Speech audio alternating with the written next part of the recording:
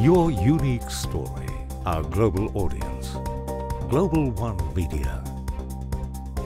Hello, and welcome to another episode of our equity analysis series, where we thoroughly examine and analyze the performance of different companies with Chris Thompson from eResearch. The aim of those discussions is to help you make informed and intelligent investment decisions. I am Munir Barazi, your business analyst and host, and today I'll be talking with Chris about EQ Works, which helps businesses leverage data to understand customer behavior. It is listed on the TSX Venture Exchange as EQ. Hello, Chris. Good to see you. Thanks, Munir. So this is not the first time you write about EQ Inc., and your recent publication is an update report. For those investors who are not fully acquainted with the company, could you tell us about who they are and what they do? Yes, I've been covering EQ for about 2 years, and they're in the advertising tech or marketing tech space. And they primarily focus on accumulating data to help retailers and marketers better understand their customers. So they're in sort of the advanced analytics, BI, data analytics space when it comes to customer data, especially focusing on the geolocation data.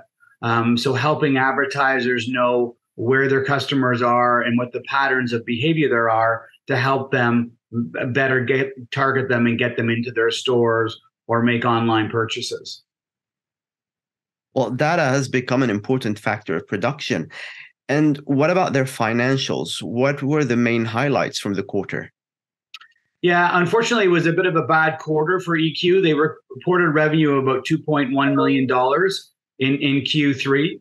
And the problem was it was down both quarter over quarter and year over year from about $3.1 million.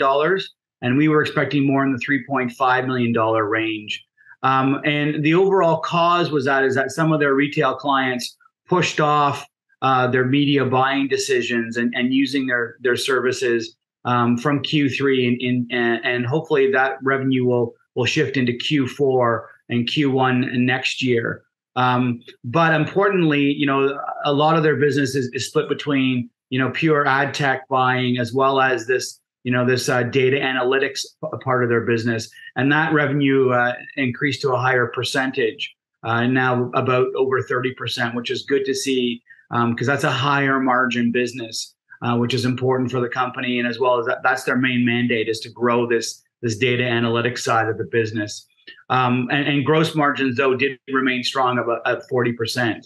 And because they've been in sort of the cost cutting mode due to COVID, the SG&A expenses were tight, in line with what we expected, and overall down 20% year over year. And so that's good for the company. And the other part of the financials, which I believe are important, is the fact that they still have $3 million in cash, and that should help them, get over things over the next year until they get a little bit more customer rebound.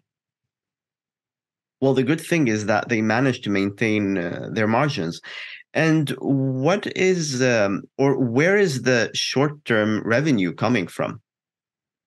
Well, as I mentioned earlier, they're sort of investing in their data and analytics products for their customers. And that's more of a reoccurring business revenue model where they get a subscription rate.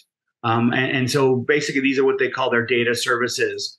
Last quarter, they rolled out this data tool, which is a subscriber-based model, and it's in beta mode right now that they've been selling into their clients. And this is where we think the growth will come from the latter part of this year as well as into 2023. And I received a demo of this about a month ago, and I was impressed by the depth of the data when it comes to understanding your customers, especially in patterns of behavior, of how they group, different buying patterns with different companies. And I think any marketing company that's looking to, better target their ad dollars and their marketing spend would really benefit from this type of data analytics tool.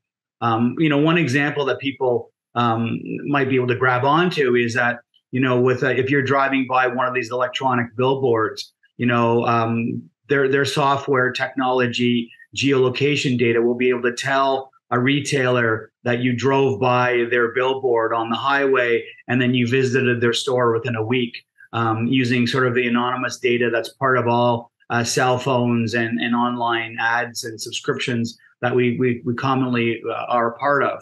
And so that really helps the marketer understand of how specific ad spending is targeted to the consumer, and if that consumer is actually visiting their store. That's really fascinating how they're able to use data so well. And they're working hard on developing their products and services. Did they provide any guidance for the future? Yeah, looking at their Q3 numbers, and they indicated that their clients did cut back on some spending, but they said it was pushed into Q4. So they believe their Q4 revenue is going to be up 50% from their Q3.